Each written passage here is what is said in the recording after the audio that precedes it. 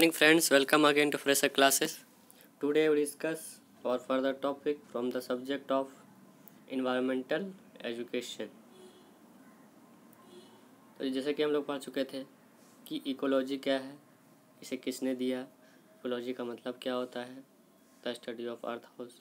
ठीक है, तो आज हम लोग पढ़ेंगे ऑब्जेक्टिव्स ऑफ इकोलॉजिकल स्टडी। हम इकोलॉजिकल स्टडी करते हैं तो हमारा मेन पर्पस क्या है, ऑब्जेक्टिव्स क्या है, उसके बारे में हम लोग पढ़ेंगे आज। ठीक है, तो हर चीज़ का कोई पर्पस होता है, तो कोई भी काम करते हैं तो किसी के बेनिफिट्स के लिए। ठीक है, हम लोग पढ़ते हैं, स्टडी करते हैं तो हम चाहते हैं कि हाँ आगे चल के ये बनेंगे, हमारा ये फ़ायदा होगा, ये नुकसान होगा। हर चीज़ में कुछ ना कुछ मोटो रहता है। ठीक है, उसी तरह हमारा इकोलॉजिकल स्टडी करने का क्या हमारा ऑब्जेक्टिव्स है, देखते हैं। पहला ऑब्जेक्टिव्स है to study the inter relationship between organism, population and adverse communities. तो यहाँ पे हम लोग पहला क्या स्टडी करते हैं, उसके बीच में रिलेशनशिप क्या है, इंटर रिलेशनशिप क्या है। जैसे पेड़ पौधे से हम लोग डिपेंडेंट है, हम लोग क्या है एक दूसरे से कनेक्टेड है। पेड़ पौधे से हमें ऑक्सीजन मिलती है, हमारा कार्बन डाइऑक्साइड पेड़ पौधे लेते हैं। ठीक है, तो हम दूसरे से क्या है, पेड़ पौधे और हम क्या है एक दूसरे से इंटर रिलेशन में है। ठीक है, एक दूसरे से कनेक्टेड है, अलग अलग ऑर्गेनिज्म से हम क्या कनेक्टेड है। उसके पॉपुलेशन की बात करें, ठीक है, तो पेड़ पौधे अपना कैसे ग्रोथ करते हैं, कैसे ब्रीडिंग करते हैं, कैसे एक पेड़ से इतने जंगल बन जाते हैं। ठीक है, उसी तरह उसके पॉपुलेशन के बारे में स्टडी करना है। जैसे आपने गुलाब देखा होगा, रेड कलर का होता है, वाइट कलर का होता है, ठीक है, पिंक कलर का होता है। उसी तरह अगर आप ह्यूमन बीइंग को देखें, कोई गोरा होता है, कोई सांवला होता है, कोई काला होता है, तो उसके अलग अलग कम्युनिटी के बारे में जब स्टडी करते हैं, कोई जानवर देखा होगा आपने, वो उसके पॉपुलेशन के बारे में स्टडी करते हैं।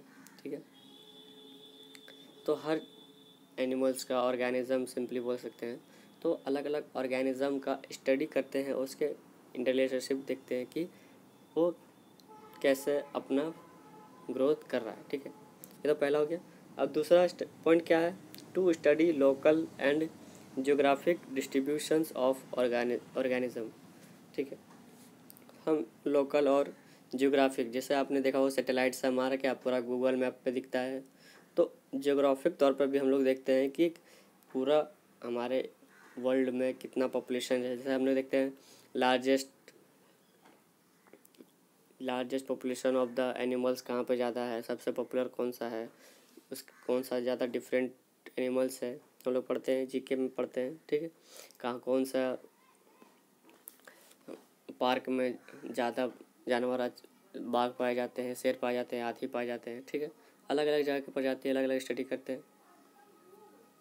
ठीक, तो उसके बाद हमारा तीसरी स्टडी है the structural and adaptation and functional adjustment of the organism to their physical environment.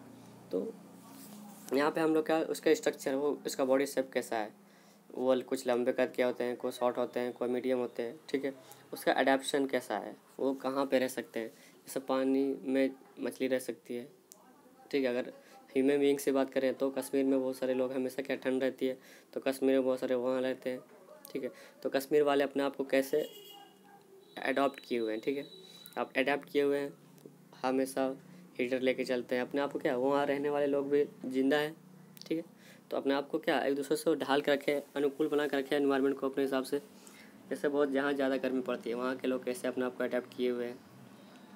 तो हर प्लेस पे अलग अलग इन्वायरमेंट में अलग अलग ऑर्गेनिज्म, ह्यूमन बीइंग्स, एनिमल्स अपने आप को कैसे रिएक्ट कर रहे हैं, कैसे अपने आप को मेंटेन कर रहे हैं, कैसे अडेप्ट कर रहे हैं, सिंपल से बोल सकते हैं कैसे अपने आप को अनुकूल बना रहे हैं उस परिस्थिति में रहने के लायक। ठीक है, तो ये हमारा स्टडी करते हैं। और फोर्थ पॉइंट हम लोग क्या स्टडी करते हैं, to observe the seasonal, annual, successional change in the occurrence of the organism.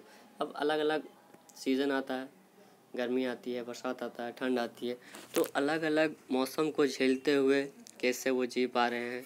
ठीक है, सीजनल, एनुअल में कैसे कैसे वो सक्सेसफुली वो अपने आप को ग्रो कर पा रहे हैं। एक छोटा सा पेड़ पौधा है, बीज से पौधा बनता है, पौधा से पेड़ बन जाता है, पेड़ से बहुत बड़ी पेड़ बन जाती है। ठीक है, तो अपने आप को हर मौसम में कैसे को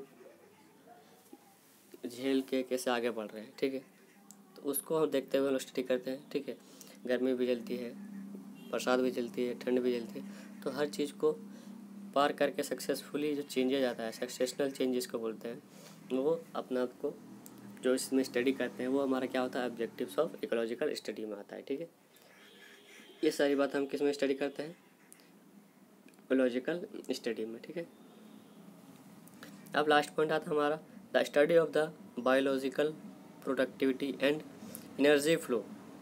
अब बायोलॉजिकल प्रोडक्टिविटी, अब जैसे जैविक तौर पे देखें तो अपना प्रोडक्टिविटी कैसे कर रहा है, यानी कि वो कुछ काम कर रहा है तो कैसे कर रहा है, अपना आपको ग्रोथ कैसे कर रहा है, ब्रीडिंग कैसे कर रहा है।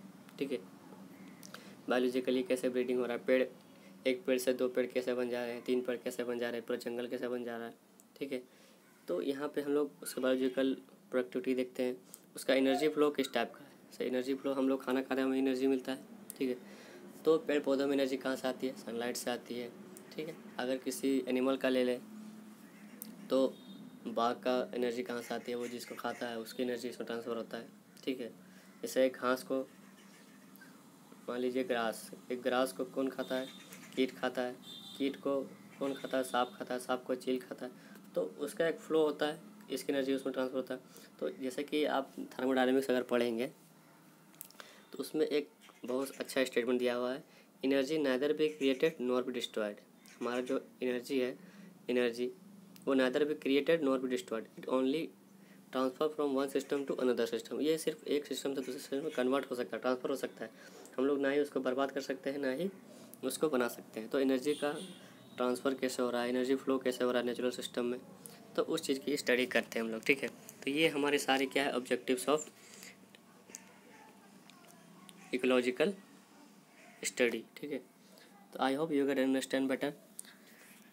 लाइक करते रहिए, शेयर करते रहिए, और इसी तरह के वीडियो जानने के लिए, देखने के लिए अपने दोस्तों को शेयर कीजिए और सब्सक्राइब जरूर कीजिए। Thank you.